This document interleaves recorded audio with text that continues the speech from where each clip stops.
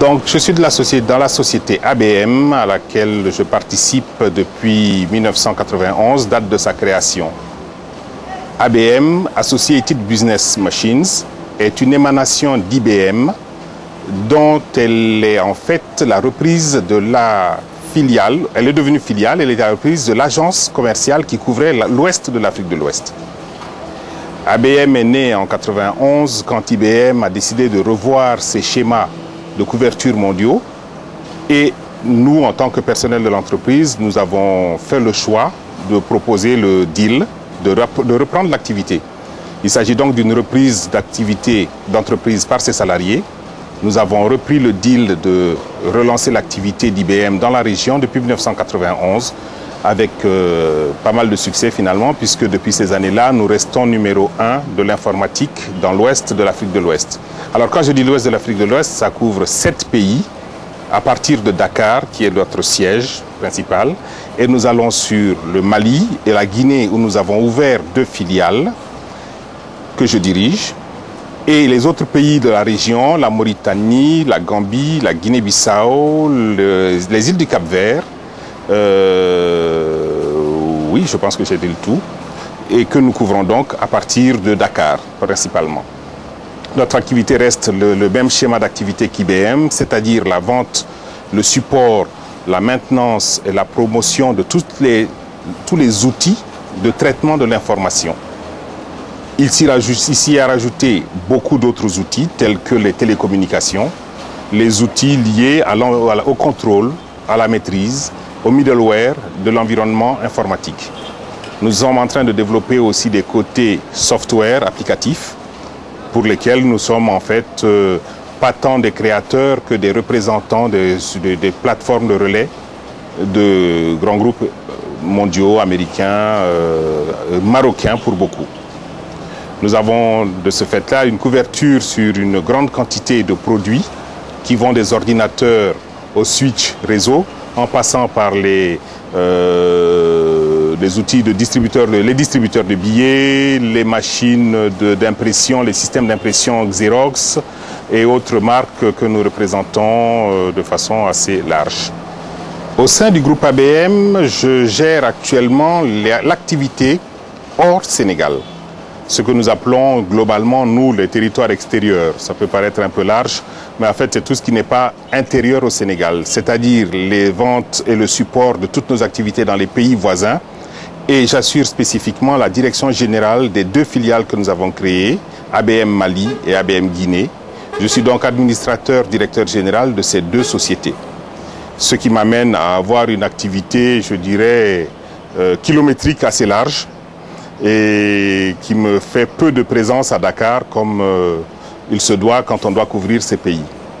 Aujourd'hui, notre activité dans ces pays est effectivement très dense au Sénégal, oui, mais dans les 2 pays où nous avons ouvert des filiales, le Mali et la Guinée, nous avons aussi une très forte présence.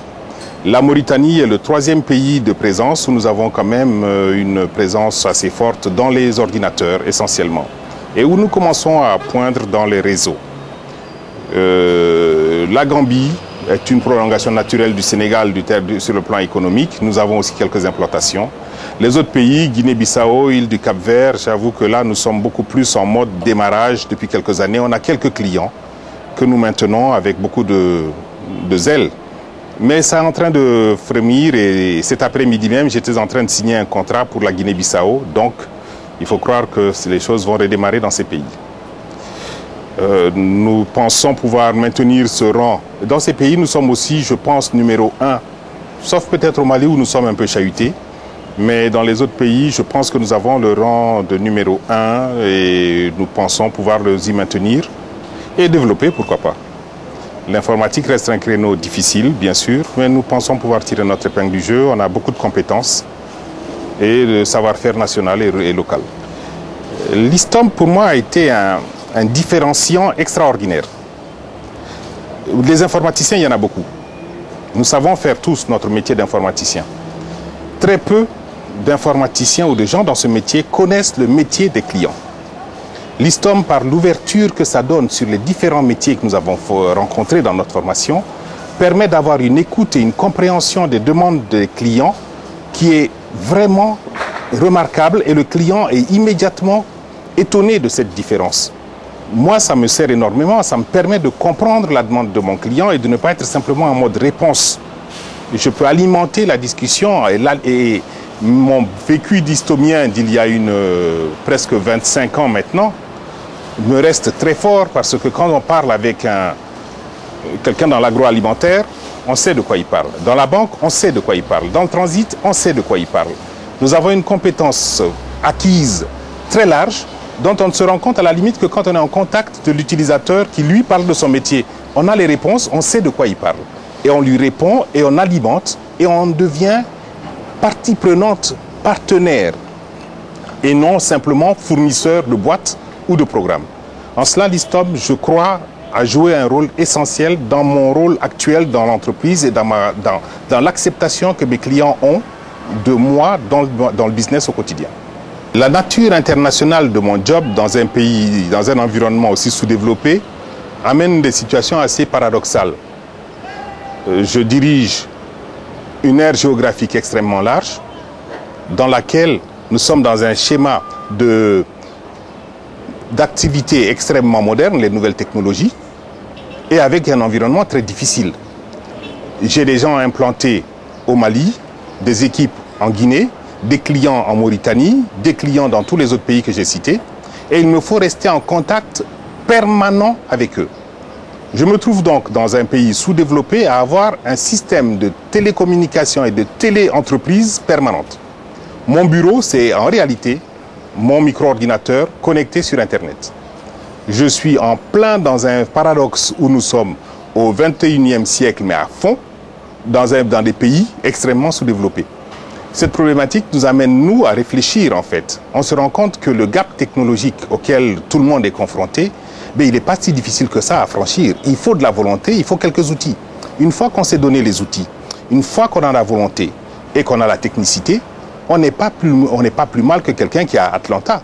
Aujourd'hui, nous avons la capacité de couvrir nos pays sans y être, parce que nous avons des réseaux de télécom et des compétences et des outils qui nous permettent de le faire.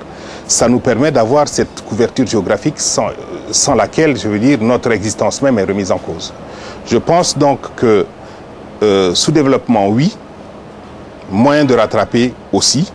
On rejoint les thèmes de l'ISTOM, ou comment développer nos pays. Et là, je me rends compte une fois de plus que le passage au CENORI associé à l'ISTOM, c'est aussi une porte de développement pour nos pays. La technologie, si elle est bien maîtrisée et intégrée dans l'environnement dans lequel nous vivons, je pense qu'on a de nouvelles chances de développer un peu plus vite nos pays.